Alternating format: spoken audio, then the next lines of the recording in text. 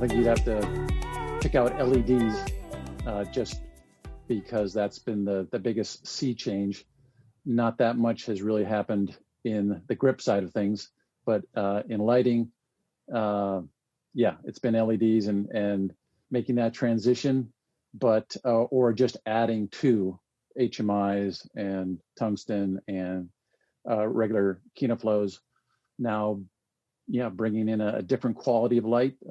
Many people tried to stay away from it for as long as possible, but it's been kind of an undertow that's sucked us all in. Yeah, absolutely. Pamela, are there any downsides to LED or LEDs? Are we seeing sort of the way that the industry is going that sort of gets away from some of the positives as the other types of lighting? They used to be a big downside of your ROI. It used to take so much power and you weren't getting as much output. But in the last few years, that has exponentially changed as the diodes have evolved.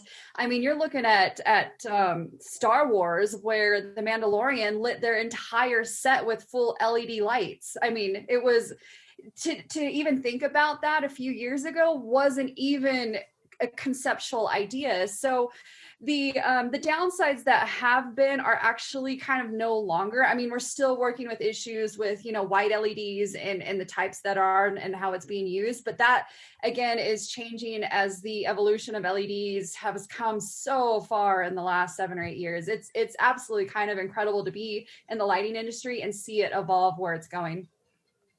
Yeah, absolutely. Ian, tell me a little bit how LED lighting has changed your game, or I know you still have a soft spot in your heart for tungsten. Like, how does that play these days?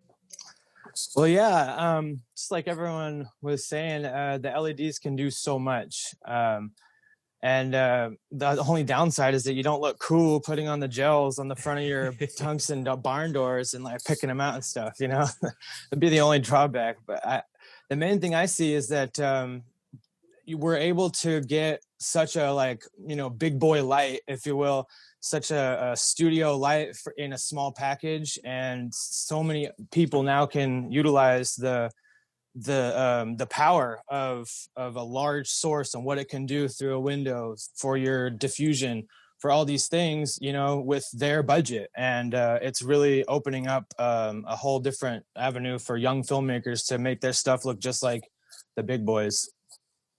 Yeah, absolutely. Troy, I was on set with you a couple of years ago, and I know that you have your own truck, you have your own gear. And how does the fact that this technology is changing so quickly impact your ability to have all the toys that you're supposed to have? How does someone approach it that way when they're like an owner operator?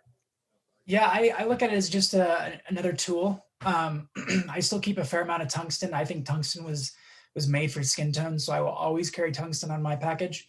But I think LED, it's just it's the right tool for the right project. I just recently got the 600D and I love it. I've actually shelved my 1200 HMI and put that in my attack cart because it comes to play more often. It does the same amount. It actually has a little bit more output. I don't know if I have a dirty lens or what, but it definitely is coming to the game strong. Yeah, absolutely. I'm very much looking forward to that day. I want to do exactly that. Switch over to the 600D instead of the 1200s. I know, Luke, you've done some tests on the 600D and that sort of thing. Can you shed any light on that real quick? Yeah, recently we, had a setup with M18 going through an 8x of magic cloth. And then we were going to look at that in comparison to something else. But then we thought, hey, while we're at it, why don't we just put up 2 600Ds instead of that M18 and see how that compares?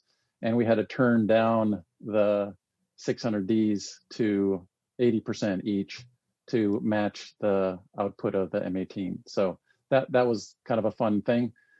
There has been the issue with the fan. So maybe in a tight room, that's not the best solution, but they are working hard on that, and I think we'll be seeing hopefully a good patch for that very soon.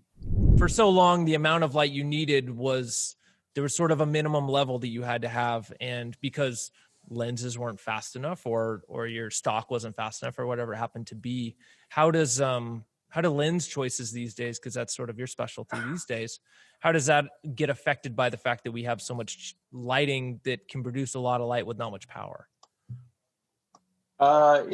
It's necessary. I mean, what I've seen in the industry over time is that there's more work than ever, but because of that, the money's getting spread farther, but the expectations are still really high. So you still have to do the same quality of work with a lot less. And the good news is that cameras have gotten a lot faster, and there's a lot of really fast lenses out there.